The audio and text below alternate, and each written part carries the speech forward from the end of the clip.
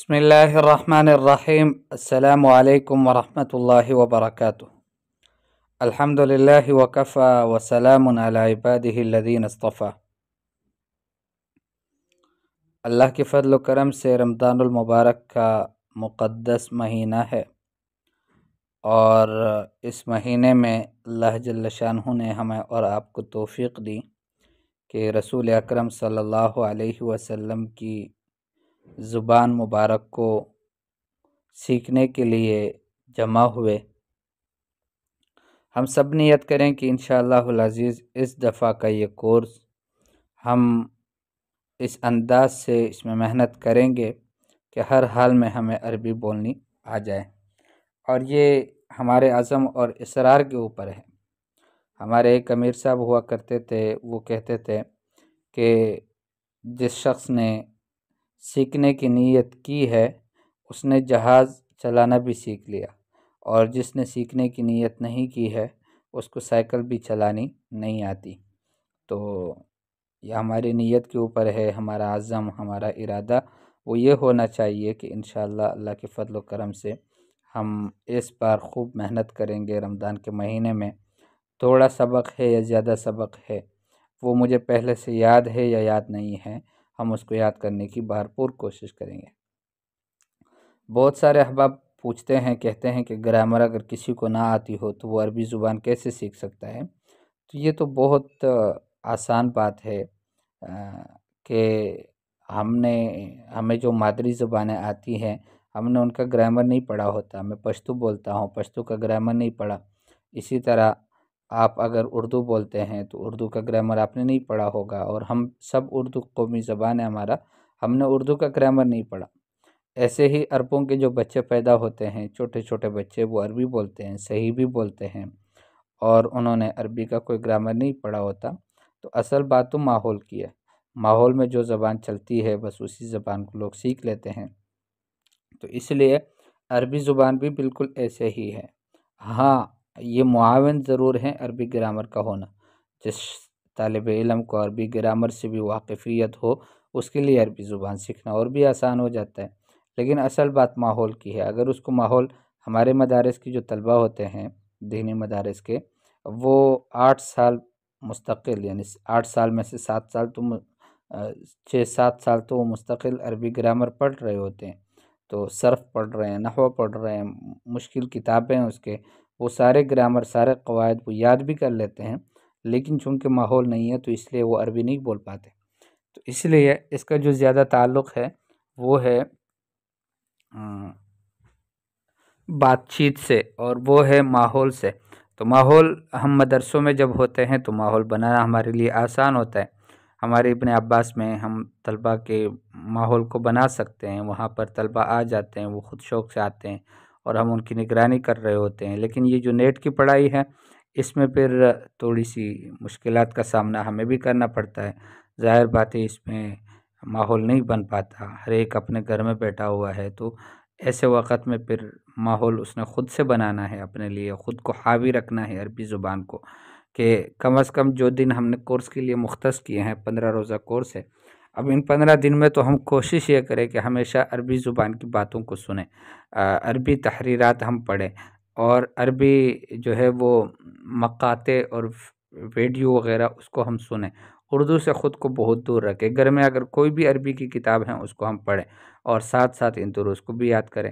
یہ جو کچھ بھی آپ کو مل رہا ہے عربی زبان سے متعلق جتنی بھی باتیں ہوں گی، یقین مانیں اس دفعہ ہم نے جو انتخاب کیا ہے وہ بہت بہترین ہے، یعنی وہ ایسے ابواب ہیں کہ جو شاید آپ نے ان آن لائن کورسز کے ذریعے سے کبھی پڑھی بھی نہیں ہوں گی۔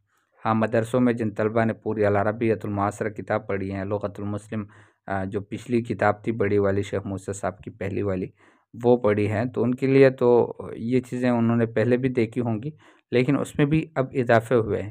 تو انشاءاللہ العزیز اس میں ہم بہت ساری ابواب کو ہم لیں گے، اس میں تعبیرات بھی ہوں گی، جملے بھی ہوں گے، اور اس کے علاوہ اس میں جو ہے وہ امثال اور حکم بھی ہوں گے، اور اس میں یعنی بہت کچھ ہوگا انشاءاللہ۔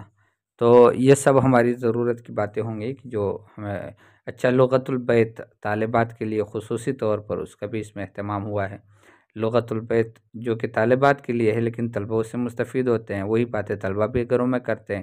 یعنی ایک میاں بیوی آپس میں کیسے باتیں کریں گے عربی میں، بچے اپنی ماں کے ساتھ، اپنے پیرنٹس کے ساتھ کس طرح سے باتیں کریں گے. تو یہ ساری باتیں انشاءاللہ العزیز ہم اس دفعہ اس کورس میں ہم نے شامل کیا ہوا ہے اور اس کو ہم سیکھیں گے.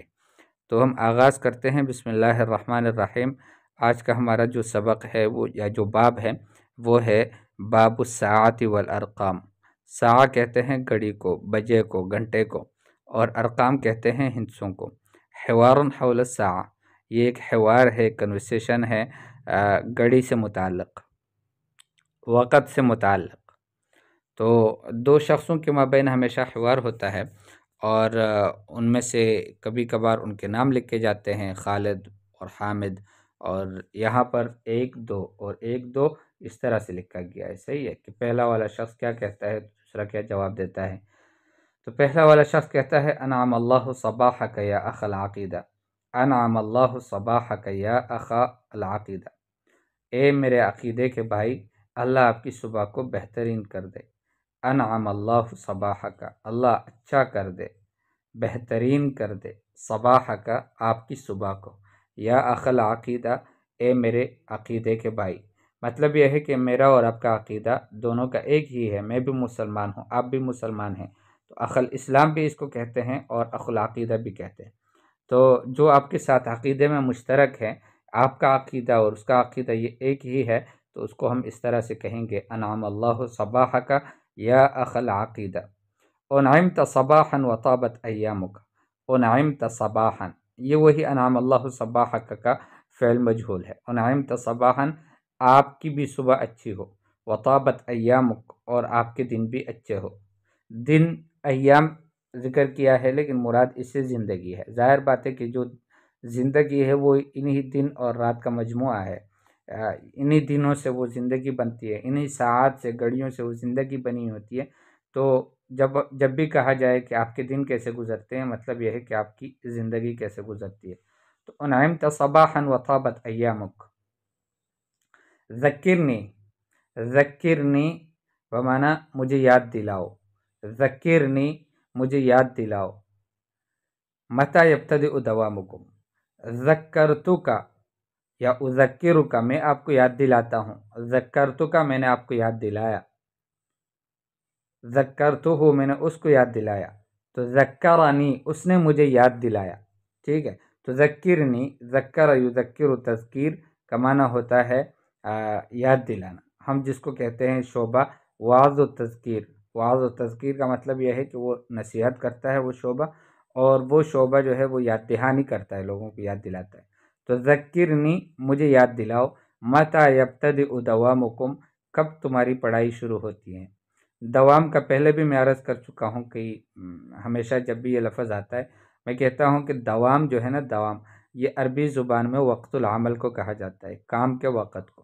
جو وقت، جس وقت ہم کام کر رہے ہوتے ہیں، فرض کریں وہ کوئی بھی کام ہے، وہ پڑھائی کے لیے جو وقت ہم نے مختص کیا ہے صبح 8 سے 11 بجے تک، اور دوپہر 3 سے جو ہے وہ 5 ساڑھے 5 بجے تک، تو یہ جو وقت ہوتا ہے اس کو کہتے ہیں دوام.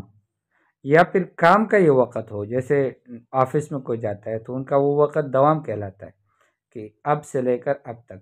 دوام مداومت سے ہیں، ہمیشگی، یعنی ایک کام اور وہ پھر ہمیشگی کے ساتھ، تواتر کے ساتھ آپ اس کام کو کر رہے ہیں اور لازماً کر رہے ہیں، آپ کی ذمہ داری ہے، تو اس کو دوام کہتے ہیں. تو دوام وقت العمل کو کہتے ہیں. ذکرنی، مجھے یاد دلاؤ. متی یبتدئ دوامکم، تمہارے پڑھائی کا وقت کب شروع ہوتا ہے. ما اسرع نسیانک. ما اسرع نسیانک، کتنا تیز ہے تمہارا بھولنا، تم کتنا جلدی بھول جاتے ہو. یبتدئ دوامنا فی الساعۃ السابعۃ والنصف، ہماری جو پڑھائی ہے وہ 7:30 بجے شروع ہوتی ہے. یار یہ تو آپ کو پہلے معلوم بھی تھی یہ بات، لیکن آپ کیسے بھول گئے اتنا جلدی. ما اسرع نسیانک، کتنا تیز ہے. ما اسرع، کتنا تیز ہے، فعل تعجب ہے. ما اسرع نسیانک، کتنا تیز ہے آپ کا بھولنا. یبتدئ دوامنا، شروع ہوتا ہے ہماری پڑھائی فی الساعۃ السابعۃ والنصف، 7:30 بجے میں. حسنا، حسنا، اچھا، بہت اچھا. ومتی تصل المدرسۃ عادۃ، متى تصل المدرسة عادتاً، عام طور پر یوزلی آپ کب مدرسے پہنچتے ہو؟ تطع قدماي أرض المدرسة الساعة 8 إلا ربع. تطع قدماي، میرے قدم لگتے ہیں، ارض المدرسة، مدرسے کی زمین پر. وطأ یطیع کا معنی ہوتا ہے وطی کرنا، یعنی پیروں سے روندنا، پیروں سے اوپر پیر رکھنا. تو تطع قدمایا، میرے جو قدم ہیں وہ لگتے ہیں، ارض المدرسۃ، زمین، مدرسے کی زمین پر، الساعة 8 إلا ربعا، 8:45 بجے. الساعة 8 إلا ربعا، 7:45 بجے. یاد رکھیں کہ وقت کے لیے آگے ہم پڑھیں گے کہ ہم وقت کیسے بتائیں گے. تو جس طرح الساعة 8 إلا ربعا ہم کہہ سکتے ہیں، اسی طرح سے ہم الساعة 7:45 بھی کہہ سکتے ہیں. کم تستغرق الحصة الأولى من الوقت، کتنا وقت لیتا ہے پہلے پیریڈ میں؟ الحصة الأولى، الحصہ یہ اس کا معنی ہوتا ہے ایک پیریڈ، ایک حصہ، ایک جز.